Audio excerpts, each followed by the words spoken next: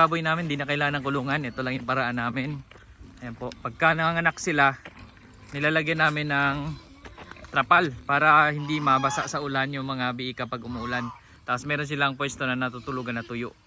No, yan yung pinaka-importante dyan sa mga biik. Pagka nahiga kasi yan doon sa putikan, wala silang choice kaya nauulanan. Yun yung dahilan ng kanilang pagkaka-diarrhea. So dito po, meron din tayo. Ayan, yung isang baboy natin na may anak. So pansin nyo po, doon sa kanina, itong nauna, pag nadumi siya dito banda, may area sa kung saan siya nadumi. So yung tulugan nila malinis. Mga kuan lang, mga lupa lang yung kanilang tulugan. Tapos pag maulan, doon naman siya nagakuan, pagka nagaputik siya diyan. Diyan siya naliligo. Tapos dito naman, pansinin niyo, ganoon din dito. Isang inahing baboy natin na may mga biik na rin, ayan. Maliliksi ang mga biik nila. Doon naman ang kanyang, pag dumudumi siya, doon naman sa likuran banda dito. Wala kang makikitang dumi dito banda. Nandito. Ayan, nandyan banda. Mabilis na natutuyo. Tapo, tuyo na. Gagawin natin yung fertilizer. At hindi po nangangamoy dito tulad ng pigiri kasi may pigiri din kami doon. Nandun yung pigiri natin. Pag nag-alaga kami ng mga palaking baboy, dyan namin nilalagay dati. Doon po nangangamoy talaga pagka naiipon yung dumi at tubig. Depende rin sa feeds. Pero so parang ngayon, nung gumagamit tayo ng feeds, nung nagpalaki kami dyan, ang feeds na gamit natin yung may kontrabaho formula ni Bimig, yung Bimig Premium. Maganda po yun. Doon po hindi na nangangamoy doon sa pigiri, yung Bimig Premium. Ayun po yung subukan natin yan, yung bago ni Bimig ngayon na grabe. Ang ganda po ng result. So ayan po. Yan po yung ating mga paraan dito. Tumalon. Pero yun, napakaliksi ng mga biik natin kahit ganyan-ganyan lang yan. Nakabubong dyan. Tapos kapag nag-pre-range naman kami, halimbawa ito yung naglalandi na at papakawalang muli, pwede rin yan doon. Meron kami nilambat dyan sa likod. Sa likod ng pigiri na yan. May lambat dyan na malawak. So pinapasok namin dyan. Tapos kapag manganak na ulit, tinatali na ulit para hindi nila dala-dala yung mga biik kasi kung saan-saan lang nila dinadala yan kapag ka sila ay naka-free range. Tapos minsan pag uwi nila, bawas na yung biik. May nangalaglag sa butas. So yun yung challenging. Ayan o. Tingnan ninyo po. Mga chapsoy lang yun. Mga mistiso ito yung inahing baboy natin. Pero maliliksi po. Ayan. Ito yung mga pinapakain natin na more on mga natural na pagkain. Hinaluan namin ng feeds, tas darak. Yan yung pakain natin dito sa inahing baboy. Yung mga anak niya maliliksi po. Ganyan-ganyan lang yan. Mula nung nanganak yan, dito rin nanganak. Tapos hanggang sa lumaki yung ganyan. Kompleto pa rin yung biik niya.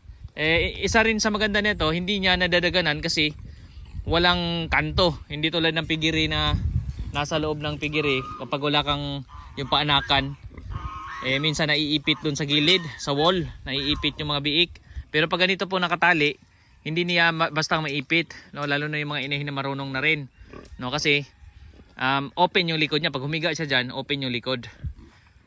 So may natatakbuhan yung biik dito ladong sa pigiri kasi may kanto, di ba? May wall. So yung wall na yun yung doon madalas naiipit yung mga biik. Kaya pagka may panganak na baboy, hindi namin yan nilalagay doon sa landahan o yung may wall, no? May harang sa gilid kasi doon usual na iipit yung biik, lalo pag maliliit pa. Pero ito, ano na to, safe na to.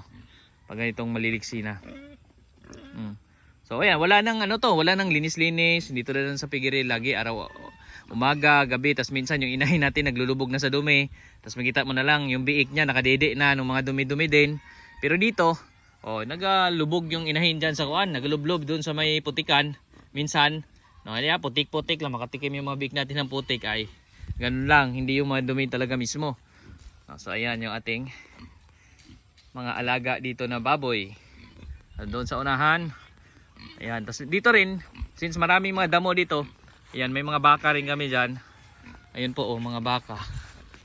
Ayan, nakalambat po yan. Kahit makawala itong mga baboy dito, hindi sila basta makalabas o makapunta sa ibang lugar. Dahil po ito'y nakalambat. Tas may mga kambing din po tayo dyan. Ayan, kambing, mga gansa, yung mga manok naman namin. Ayun yung gansa. Yung mga manok naman nandun sa loob ng kulungan kasi may tumatamang sakit dun sa mga manok. So nilalagay sa loob para magagamot natin. Nagkasakit sila, Amoxil V yung binibigay natin na gamot. So dito naman yung mga kambing natin, magala.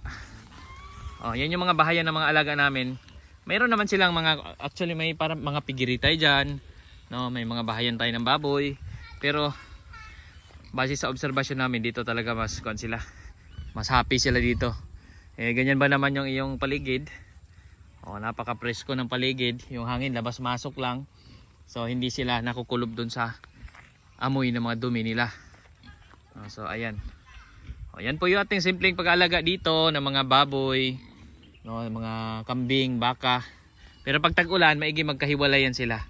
No, kasi minsan yun yung cause ng pagkakasakit ng alaga kapag may naka-free range din. So umiinom ng tubig kung saan-saan. So maigi nakahiwalay. Kaya meron tayo doon. Sa ngayon nga actually, kambing dapat ang nasa kabila. Tumawid lang sila dito. Eh, maganda naman ngayong panahon kasi tuyong-tuyo yung lupa. Dahil ngayon mainit na. So ayos na ayos po. So yan po yung update dito sa bukid sa pag-alaga natin ng hayop at muli po maraming salamat po.